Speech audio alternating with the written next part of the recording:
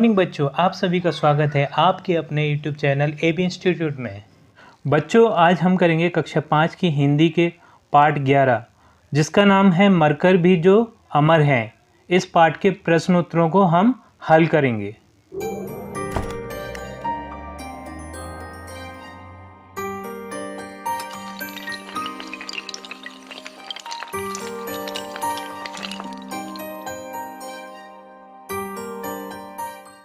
बच्चों, जो इस पाठ का प्रश्न क्रमांक 1 है वो है नीचे लिखे शब्दों के अर्थ शब्दकोश में से खोजकर लिखिए। तो यहाँ पर हमें कुछ शब्द दिए गए हैं, उसके अर्थ हमें शब्दकोश से खोजकर लिखना है। बच्चों, मैंने क्या किया है, पहले से ही उन शब्दों को लिख दिया है जिससे कि आप यहाँ से देखकर लिख पाएँ। अब हम इन शब्दों को एक एक करके समझ लेते हैं बच्चों। जैसे कि पहला जो शब्द है आपका वो है सुगठित। सुगठित का अर्थ होता है बच्चों अच्छी तरह से, अर्थात कोई भी काम हम जब अच्छी तरह से करते हैं तो उसे क्या कहते हैं हम, सुगठित। जैसे हम अगर पढ़ाई अच्छी तरह से करेंगे तो उसका अर्थ क्या हुआ, हम पढ़ाई सुगठित तरीके से कर रहे हैं। जो दूसरा शब्द है उद्घोष करना।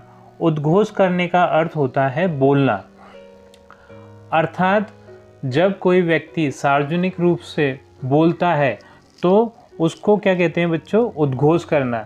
जैसे कि आपने देखा होगा कि सभाओं में नेता खड़े होकर स्पीच देते हैं या फिर बोलते हैं, अपना भाषण देते हैं, तो उसको हम बोलेंगे उद्घोष करना। अगला जो शब्द है बच्चों वो है जीवटता। जीवटता का अर्थ है जीवन शैली। जीवन शैली को हम इंग्लिश में लाइफ स्टाइल भी बोलते हैं कि अलग अलग व्यक्तियों की जीवन शैली अलग अलग होती है। किसी व्यक्ति की जीवन शैली सामान्य होती है, जो महान पुरुष होते हैं उनकी जीवन शैली उच्च कोटि की होती है। ठीक है बच्चों। जो अगला शब्द है वो है निर्दय। निर्दय का अर्थ होता है बच्चों कठोर। कठोर यानी कि जिसे किसी पर दया नहीं आती, ऐसे व्यक्ति को हम निर्दय बोलते हैं। जैसे आप देख सकते हैं कि कोई भिखारी जा रहा है और बहुत से लोग उनको उल्टा सीधा बोलते हैं, तो वो कैसे व्यक्ति होते हैं, निर्दय व्यक्ति होते हैं। उन व्यक्तियों को उस भिखारी पर दया नहीं आती बच्चों। जो अगला जो शब्द है वो है निर्भीक। निर्भीक का अर्थ होता है बच्चों निडर, जिसे डर ना लगे। ठीक है बच्चों। यानी कि कोई छोटा बच्चा है, अगर वो अंधेरे में नहीं डरता है तो वो कैसा है, निर्भीक है। अगला जो शब्द है बच्चों वो है अज्ञातवास। अज्ञातवास का अर्थ होता है बच्चों छुप कर रहने का स्थान। जैसे कि महाभारत में पांडवों को अज्ञातवास दिया था, यानी कि उन्हें छुपकर रहना था। ठीक है बच्चों, कौरवों से छुपकर रहना था। अगला जो शब्द है वो है एक आना। एक आना बच्चों एक प्रकार की मुद्रा होती है जो कि पहले के समय में चलती थी। जैसे अभी रुपए चलते हैं, इसी टाइम पे पहले एक आना चलता था बच्चों। अगला जो शब्द है वो है प्रवाह। प्रवाह का अर्थ होता है बच्चों बहाव। बहाव का अर्थ होता है बच्चों बहना। जैसे नदी आपकी बहती है तो हम कहेंगे नदी का बहाव। हवा चलती है तो उसे कहेंगे हवा का बहाव। अगला जो शब्द है बच्चों वो है हुतात्मा। हुतात्मा का अर्थ होता है पवित्र आत्मा। यानी कि जो व्यक्ति अच्छे काम करते हैं या फिर जो व्यक्ति महान होते हैं तो उनकी आत्मा कैसी होती है बच्चों, पवित्र होती है। उन्हीं हम क्या बोलते हैं, हुतात्मा बोलते हैं। अगला जो बच्चों शब्द है वो है न्यायालय। न्यायालय का अर्थ होता है कचहरी। कचहरी यानी कि ऐसा स्थान जहाँ पर लोगों के मसले सुलझाए जाते हैं, मामले सुलझाए जाते हैं, उस स्थान को हम क्या कहते हैं बच्चों, कचहरी या फिर न्यायालय बोलते हैं। अगला बच्चों जो अगला शब्द है वो है आधिपत्य। आधिपत्य का अर्थ होता है अधिकार। अधिकार को हम इंग्लिश में कंट्रोल भी बोलते हैं। जैसे एक प्रिंसिपल का पूरे के पूरे स्कूल पे क्या होता है, अधिकार होता है या फिर आधिपत्य होता है। जिस प्रकार हमारे देश पर हमारे PM का पूरा अधिकार है, पूरा आधिपत्य है, उसी हम क्या बोलते हैं बच्चों, आधिपत्य बोलते हैं। अगला जो शब्द है बच्चों वो है सर्वहारा, यानी कि सब कुछ हरने वाला। बच्चों अब हम इस पाठ के प्रश्न क्रमांक 2 को हल करेंगे। वो है निम्नलिखित प्रश्नों के उत्तर पाठ के आधार पर दीजिए। इस प्रश्न का बच्चों जो का नंबर का प्रश्न है वो है चंद्रशेखर आज़ाद कहाँ के रहने वाले थे। उनके माता पिता का नाम क्या था? बच्चों जो का नंबर का प्रश्न का उत्तर है वो होगा चंद्रशेखर आज़ाद मध्य प्रदेश के झाबुआ जिले में भावरा गांव के रहने वाले थे। उनके पिता का नाम पंडित सीताराम और माता का नाम जगरानी था। ठीक। बच्चों जो खा नंबर का प्रश्न है वो है काकोरी कांड के बाद कौन कौन से क्रांतिकारी पकड़े गए और उन्हें क्या सज़ा दी गई? बच्चों जो खा नंबर का प्रश्न है उसका उत्तर होगा काकोरी कांड के बाद। सबसे पहले तो हम ये समझ लेते हैं कि काकोरी कांड था क्या। तो काकोरी कांड में क्या है बच्चों कि एक ट्रेन थी, उसमें भारत का खजाना भरकर अंग्रेज ले जा रहे थे, जिसे कि चंद्रशेखर आज़ाद और उनके कुछ साथियों ने लूट लिया था रास्ते में। तो उसी क्योंकि ये काकोरी नामक स्थान के पास ये लूटपाट हुई थी बच्चों, तो उसी घटना को हम काकोरी कांड के नाम से भी जानते हैं। तो उस घटना के बाद क्या हुआ था कि जो चंद्रशेखर के जो साथी थे उनको अंग्रेज़ों ने पकड़ लिया था और फांसी की सज़ा दे दी थी। ठीक है बच्चों, तो अब इस उत्तर को हम देखते हैं कि काकोरी कांड के बाद रामप्रसाद बिस्मिल, ठाकुर रोशन सिंह, अशफाकुल्ला खां और राजेंद्र लाहिड़ी आदि क्रांतिकारी पकड़े गए। इन सबको फांसी की सज़ा दी गई थी। तो ये सभी कौन थे बच्चों? ये सभी चंद्रशेखर आज़ाद के साथी थे जिन्होंने। बच्चों जो गा नंबर का प्रश्न है वो है अपने अज्ञातवास में चंद्रशेखर कहाँ कहाँ रहे और उन्हें किस कठिनाई का सामना करना पड़ा? बच्चों जो गा नंबर का प्रश्न है उसके उत्तर को पहले हम समझ लेते हैं। क्या हुआ था बच्चों कि काकोरी कांड के बाद अंग्रेज़ों ने चंद्रशेखर आज़ाद के कईयों साथियों को पकड़ा और उन्हें फांसी दे दी। लेकिन जो चंद्रशेखर आज़ाद थे वो अंग्रेज़ों से छुपकर अज्ञातवास में झांसी के निकट रहने लगे। ठीक है बच्चों, तो फिर क्या है, वहाँ उन पे बहुत ज़्यादा आर्थिक तंगी आ गई, यानी कि उन पे पैसे की तंगी आ गई, और जिसकी वजह से कईयों बार उन्हें केवल चने खाकर ही गुजारा करना पड़ा। तो बच्चों इस प्रश्न को हम इस प्रकार से लिखेंगे, अपने अज्ञातवास में चंद्रशेखर, यहाँ और गलत हो गया, इसे काट दीजिएगा बच्चों। झांसी में रहे, इस अवधि में उन्हें आर्थिक कठिनाइयों का सामना करना पड़ा। कई बार उन्हें केवल चना चबेना खाकर रहना पड़ा। ठीक है बच्चों, जो घ नंबर का प्रश्न है वो है चंद्रशेखर ने चने वाले को इकन्नी क्यों लौटाई? उनके इस गुण से हमें क्या शिक्षा मिलती है? बच्चों अब हम घ नंबर प्रश्न के उत्तर को पहले समझ लेते हैं, फिर उसके बाद उसे कैसे लिखना है ये देखेंगे। तो जब काकोरी कांड के बाद चंद्रशेखर आज़ाद अज्ञातवास में रहने लगे तो उन पर बहुत सारी आर्थिक तंगी आ गई बच्चों। तो वो कईयों बारी चने खाकर भी गुजारा अपना करते थे। तो एक बार क्या हुआ कि वो चने लेकर आए तो उस चने में उन्हें एक इकन्नी मिली, जैसा कि हमें पता है कि उन पर आर्थिक तंगी थी, फिर भी उन्होंने उस इकन्नी को उस चने वाले को लौटा दिया अपनी ईमानदारी पेश करते हुए। तो हमें इससे ये शिक्षा मिलती है बच्चों कि हमें भी कितनी भी बड़ी तंगी आए, हमें भी अपने जीवन में ईमानदार रहना चाहिए। अब देख लेते हैं बच्चों इस प्रश्न का उत्तर हमें किस प्रकार लिखना है कि आर्थिक तंगी होने पर भी चंद्रशेखर ने यह सोचकर कि यह चने वाले की मेहनत की कमाई है, इस पर मेरा कोई अधिकार नहीं है, इकन्नी लौटा दी। इससे हमें भी जीवन में ईमानदार बनने की शिक्षा मिलती है। इस प्रकार से आप ये प्रश्न का उत्तर लिख सकते हैं। बच्चों जो अड़ा नंबर का प्रश्न है वो है 27 फरवरी 1931 को अल्फ्रेड पार्क में क्या हुआ? बच्चों जो अड़ा नंबर का प्रश्न है पहले हम उसे समझेंगे और फिर उसके बाद उसे लिखना कैसे है ये देखेंगे। तो जैसा कि हमें पता है कि 27 फरवरी 1931 को आज़ाद और सुखदेव अल्फ्रेड पार्क में बैठे हुए कुछ बातचीत कर रहे थे। तो वहीं एक पुलिस वाले ने उन दोनों को पहचान लिया और फिर क्या हुआ बच्चों कि उसने सूचना दे दी अपने अधीक्षक को जिसका नाम था नाट बाबर। तो वो नाट बाबर ने क्या किया बच्चों कि ना वो बहुत सारे पुलिस वालों को लाकर चंद्रशेखर और सुखदेव को चारों तरफ से घेर लिया और फिर उन पर गोलियां चलाना स्टार्ट कर दी, चंद्रशेखर आज़ाद पर और सुखदेव पर। तो क्या हुआ बच्चों कि चंद्रशेखर ने भी दूसरी तरफ से गोलियां चलाना स्टार्ट कर दी। और जब चंद्रशेखर आज़ाद ने सुखदेव को वहाँ से जाने के लिए बोल दिया कि आप यहाँ से चले जाइए। सुखदेव वहाँ से चले गए और चंद्रशेखर आज़ाद पुलिस का सामना करते रहे।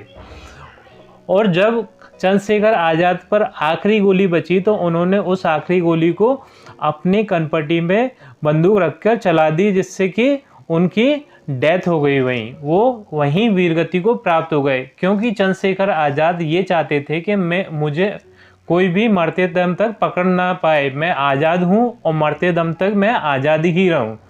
तो ऐसा हुआ था बच्चों। अब देखते हैं इस प्रश्न के उत्तर को कि इस प्रश्न का उत्तर हमें कैसे लिखना है बच्चों। तो जैसा कि बच्चों हम यहाँ देख सकते हैं 8 नंबर प्रश्न का उत्तर कि 27 फरवरी 1931 को आज़ाद और सुखदेव अल्फ्रेड पार्क में बैठे थे। उन्हें एक पुलिस अधिकारी ने पहचान लिया और पुलिस अधीक्षक नाड बाबर को सूचना दे दी। नाड बाबर ने दल बल के साथ आज़ाद को घेर लिया। दोनों ओर से गोलियां चलने लगीं। जब आज़ाद की गोलियां खत्म हो गईं तो उन्होंने आखिरी गोली अपनी कनपटी पर मार ली और देश के लिए शहीद हो गए। तो आप इस तरीके से इस प्रश्न का उत्तर यहाँ से लेके बच्चों यहाँ तक लिख सकते हैं। बच्चों जो 4 नंबर का प्रश्न है वो है राजा भाऊ महाकाल का जन्म कब और कहाँ हुआ था। बच्चों जो 4 नंबर का प्रश्न है उसका उत्तर होगा राजबाहु महाकाल का जन्म 26 जनवरी 1923 को उज्जैन में हुआ था। ये उज्जैन बच्चों मध्य प्रदेश में आता है। बच्चों जो 6 नंबर का प्रश्न है वो है राजा भाऊ महाकाल को बचपन में क्या क्या शौक थे। बच्चों जो 6 नंबर प्रश्न का उत्तर इस प्रकार होगा राजबाहु महाकाल को बचपन में व्यायाम करने, नदी की धार के विपरीत तैरने और घूमने का शौक था। तो व्यायाम करने का अर्थ यहाँ है बच्चों जो एक्सरसाइज वगैरह करते हैं ना बच्चे जिम जाकर, उसी को हम क्या कहते हैं व्यायाम करना। और नदी के विपरीत तैरने, नदी की धार के विपरीत तैरने का अर्थ यहाँ ये है बच्चों कि नदी जिस साइड बह रही है उसके उल्टी दिशा में तैरना, क्योंकि है ना नदी की धार के साथ साथ तैरने में तो कम मेहनत लगती है बच्चों, लेकिन विपरीत तैरने में बहुत ज़्यादा मेहनत लगती है। तो उन्हें क्या है कठिनाइयों का सामना करने में बहुत मज़ा आता था। तीसरी चीज़ क्या है घूमने का शौक, और जगह जगह घूमने का बहुत ज़्यादा शौक था कि नहीं। बच्चों जो 4 नंबर का प्रश्न है वो है गोवा मुक्ति आंदोलन में राजा भाऊ महाकाल का क्या योगदान है, लिखिए। बच्चों जो 4 नंबर का प्रश्न है उसका उत्तर इस प्रकार होगा गोवा मुक्ति आंदोलन में राजबाहु महाकाल ने अभूतपूर्व योगदान दिया, यानी कि उस आंदोलन में इन्होंने बढ़ चढ़ कर हिस्सा लिया, यानी कि जैसे कि एक लीडर सबसे आगे आगे चलता है उसी प्रकार से इन्होंने हिस्सा लिया। उन्होंने इस आंदोलन में भाग लेते हुए पुर्तगाली पुलिस का जमकर सामना किया, क्योंकि वहाँ गोवा में पुर्तगालियों का कब्जा था, अधिकार था पुर्तगालियों का, तो उस पुलिस का इन्होंने बहुत अच्छे तरीके से सामना किया। ठीक है बच्चों, फिर आगे क्या लिखा है यहाँ कि अंत में सिर पर गोली लगने के कारण वीरगति को प्राप्त हुए। और फिर क्या हुआ कि लास्ट में इनके सिर पर गोली पड़ी और ये वीरगति को प्राप्त हो गए। बच्चों जो 6 नंबर का प्रश्न है वो है राजा भाऊ महाकाल के शहीद होने की घटना को अपने शब्दों में लिखिए। बच्चों अब हम 6 नंबर प्रश्न के उत्तर को पहले समझेंगे, उसके बाद इसे कैसे लिखना है इसे देखेंगे। ठीक है बच्चों, तो जैसा कि हमें पता है 15 अगस्त 1947 को हमारा देश आज़ाद हुआ, लेकिन हमारा देश संपूर्ण रूप से आज़ाद नहीं हुआ था, कहीं कहीं विदेशियों का कब्जा और रह गया था। जैसे कि हमारे गोवा पे उस टाइम पे पुर्तगालियों का कब्जा था बच्चों। तो हमारे देशवासी वो चाहते थे कि हमें संपूर्ण रूप से स्वतंत्रता मिले बच्चों, तो इसीलिए वहाँ पर गोवा में आंदोलन किए जा रहे थे। तो ये बात है बच्चों 15 अगस्त 1955 की कि वहाँ भी हमारे तिरंगे को फहराने के लिए हमारे देश के क्रांतिकारी गए थे। तो उन्हीं में से थे एक हमारे राजबाहु महाकाल, तो वो भी वहाँ गए थे। तो वहाँ क्या है बच्चों के अलग अलग टोलियाँ बनी हुई थी, उस एक टोली के एक टोली के ये नेता थे, यानी कि लीडर थे, आगे आगे तिरंगे को लेकर जा रहे थे तिरंगे को फहराने के लिए। लेकिन वहाँ पुर्तगाली पुलिस ने क्या किया कि गोलियां चलाना स्टार्ट कर दिए, जिसमें से एक गोली इनके सर में जाके लगी और ये जो राजभाऊ माखाल थे वो वीरगति को प्राप्त हो गए। अब बच्चों देखते हैं कि इस प्रश्न को लिखना कैसे बच्चों। ठीक है बच्चों, तो अब हम देखते हैं कि कैसे लिखना है यहाँ कि गोवा मुक्ति आंदोलन में राजभाऊ ने अपना योगदान दिया। गोवा मुक्ति आंदोलन समिति ने निश्चय किया कि 15 अगस्त 1955 के दिन गोवा में राष्ट्रीय ध्वज फहराएंगे। इस हेतु 4 टोलियां बनाई गईं, जिसमें एक टोली राजभाऊ की थी। राजभाऊ अपनी टोली के साथ हाथ में तिरंगा लेकर आगे बढ़े और अंग्रेजों की गोली लगने से वीरगति को प्राप्त हुए। तो बच्चों अब हम इस पाठ के प्रश्न क्रमांक 3 को हल करेंगे, जो है नीचे दिए गए विकल्पों से छांटकर रिक्त स्थानों की पूर्ति कीजिए। तो यहाँ पर हमें कुछ विकल्प दिए हैं बच्चों, इनमें से हमें छांटकर यहाँ जो हमें रिक्त स्थान दिए हैं इन रिक्त स्थानों में भरना है बच्चों। तो जैसा कि हम देख रहे हैं, जो पहला जो हमारा रिक्त स्थान है का नंबर का, वो है चंद्रशेखर आज़ाद बड़े होकर एक महान डैश बने। तो ये डैश की जगह पर आ जाएगा बच्चों, वो क्रांतिकारी बने। बड़े होकर क्या बने? वो क्रांतिकारी बने। जो खा नंबर का जो रिक्त स्थान है बच्चों, वो है नित्य व्यायाम करने से उनका शरीर डैश और डैश था। तो उनका शरीर शक्तिशाली और सुगठित था। तो शक्तिशाली यहाँ पहले नंबर पर आ जाएगा बच्चों, और दूसरे नंबर पर आएगा सुगठित। ये इस जगह पर सुगठित आ जाएगा बच्चों। तीसरा जो गा नंबर का रिक्त स्थान है बच्चों, वो है अन्याय देखकर आज़ाद का डैश खोलने लगा। तो उनका खून खोलने लगा, इस जगह पर आ जाएगा बच्चों खून।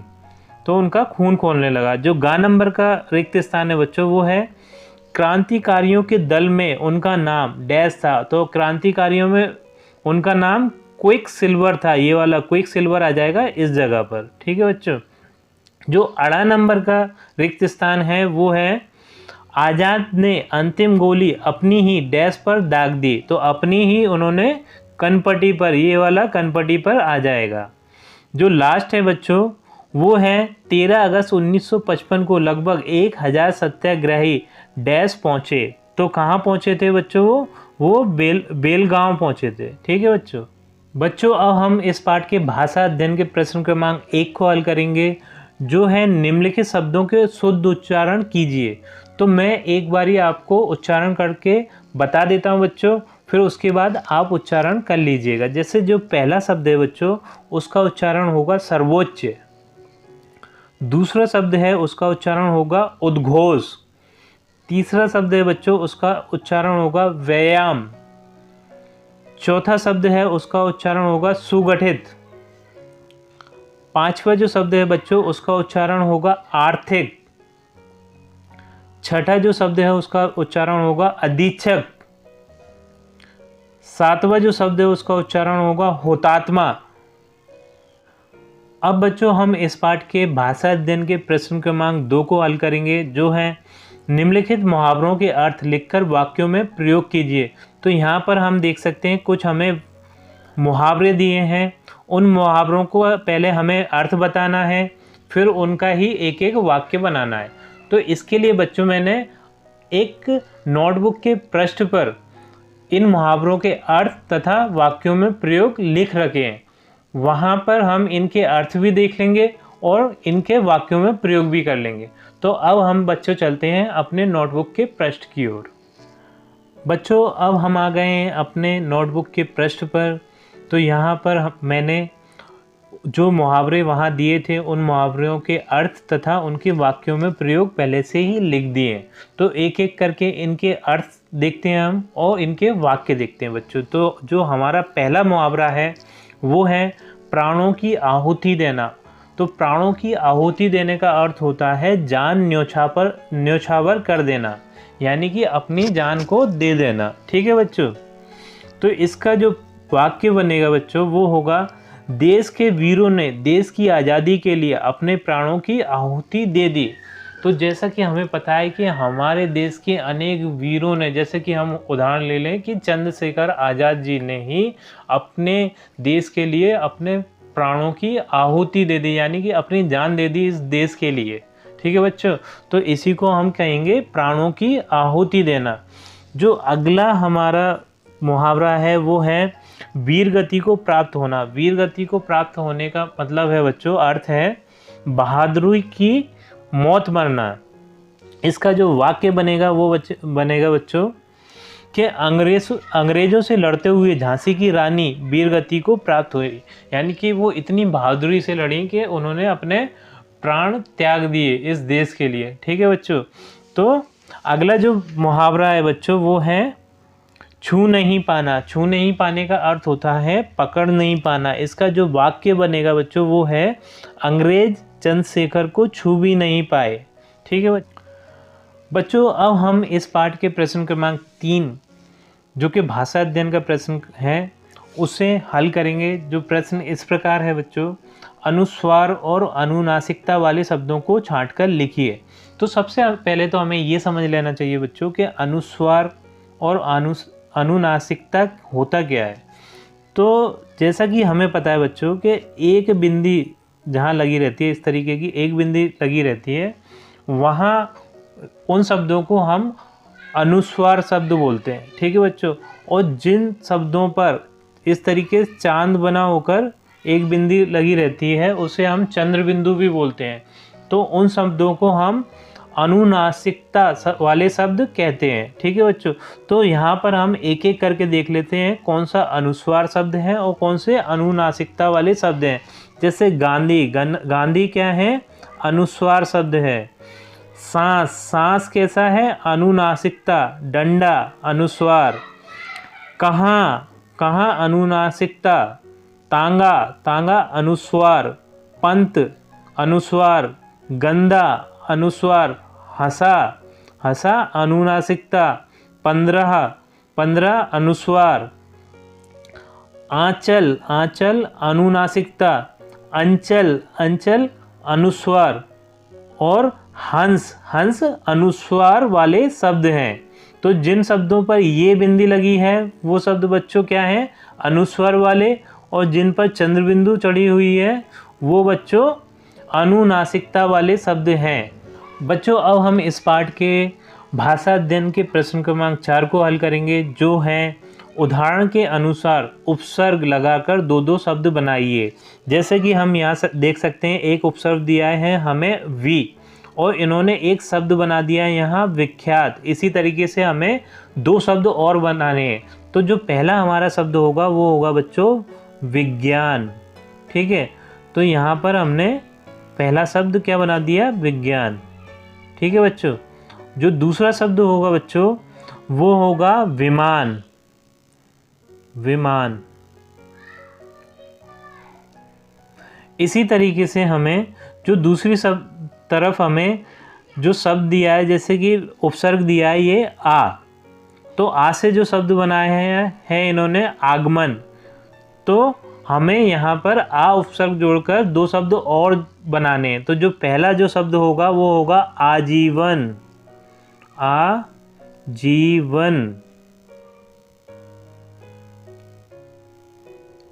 जो दूसरा शब्द होगा बच्चों वो होगा आदान।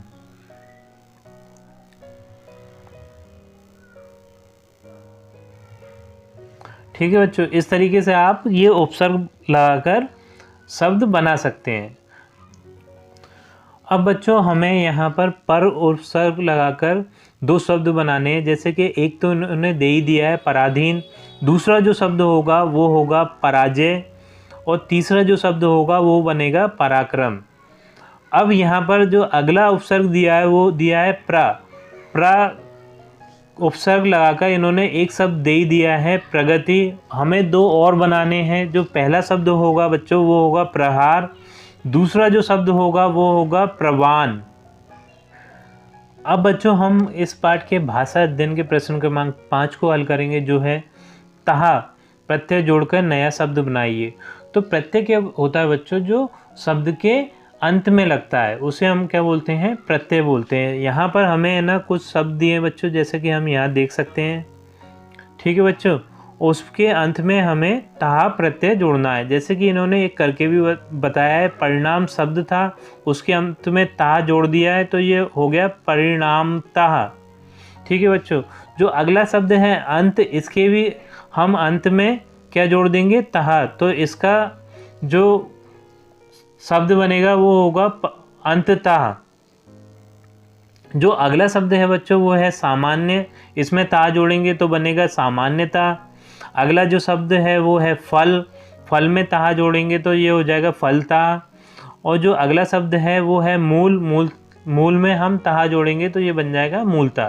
तो यहाँ से आप देखकर इन ता प्रत्यय जोड़कर नए शब्दों को लिख सकते हैं बच्चों। अब हम प्रश्न क्रमांक 5 को हल करेंगे, जो है इन शब्दों की संधि विच्छेद कीजिए। तो सबसे पहले तो हम ये समझ लेते हैं कि संधि क्या होती है, फिर उसके बाद हम समझेंगे कि विच्छेद क्या होता है, फिर उसके बाद इन शब्दों के संधि विच्छेद करेंगे बच्चों। तो जो दो वर्णों के मिलने से जो नया वर्ण बनता है उसे हम क्या कहते हैं बच्चों, संधि करना कहते हैं। यानी कि दो वर्णों को जोड़ने को हम संधि करना कहते हैं बच्चों।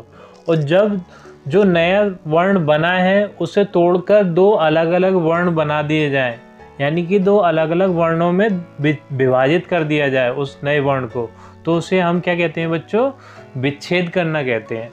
तो जैसे कि हम यहाँ देख सकते हैं कि हमें कुछ शब्द दिए हैं, उनके हमें क्या करना है, संधि विच्छेद करना है, ठीक है बच्चों।